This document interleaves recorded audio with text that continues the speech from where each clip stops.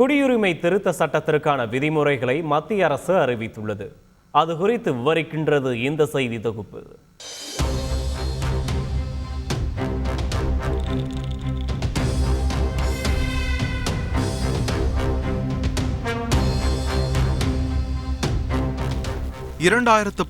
நிறைவேற்றப்பட்ட குடியுரிமை திருத்தச் சட்ட மசோதாவிற்கு எதிராக நாடு முழுவதும் போராட்டங்கள் வெடித்தன.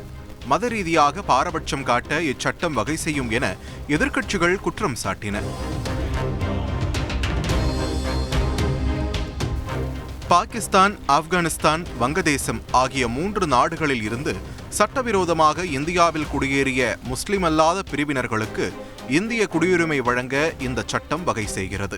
2014 டிசம்பர் 31க்கு முன்பு மத ரீதியிலான ஒடுக்குமுறைகள் காரணமாக இம்3 நாடுகளில் இருந்தும் இந்தியாவிற்கு இடம்பெயர்ந்த இந்துக்கள், சீக்கியர்கள், பௌத்தர்கள், சமணர்கள், பார்சிகள் மற்றும் கிறிஸ்தவர்களுக்கு குடியுரிமை வழங்க வகை செய்யப்பட்டுள்ளது. அதன்படி இந்திய குடியுரிமம் பெற விண்ணப்பிப்பவர்கள் பாகிஸ்தான், ஆப்கானிஸ்தான் அல்லது வங்கதேச பாஸ்போர்ட், வெளிநாட்டினர் பிராந்திய பதிவு அலுவலர் வழங்கிய பதிவுச் சான்றிதழ் அல்லது அனுமதிச் சீட்டு, அந்த நாடுகளால் வழங்கப்பட்ட பிறப்புச் சான்றிதழ், பள்ளி அல்லது கல்லூரி சான்றிதழ்கள், அந்நாட்டு அரசுகள் வழங்கிய ஏதோ ஒரு வகை லைசன்ஸ் அல்லது சான்றிதழ், சொத்துகளுக்கான பத்திரங்கள், பெற்றோர்கள் அல்லது தாத்தா பாட்டி ஆகியோர் பாகிஸ்தான், ஆப்கானிஸ்தான் அல்லது வங்கதேச நாட்டு குடியுரிமை பெற்றதற்கான ஆவணங்கள் ஆகியவற்றில் ஏதாவது ஒரு வகை ஆவணத்தின் அடிப்படையில் விண்ணப்பிக்க முடியும்.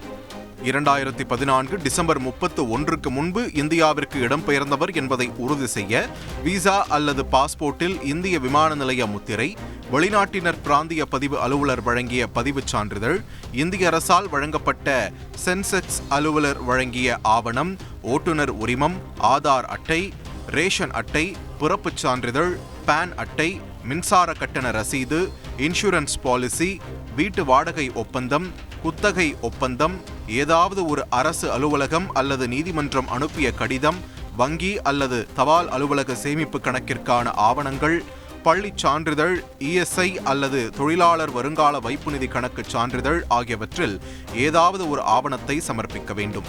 இந்த சட்டத்தின் கீழ் இந்திய குடியுரிமை பெற விரும்புகிறவர்கள் இந்தியன் சிட்டிசன்ஷிப் online.nic.in என்ற வலைதளத்தின் மூலம் விண்ணப்பிக்க வகை செய்யப்பட்டுள்ளது.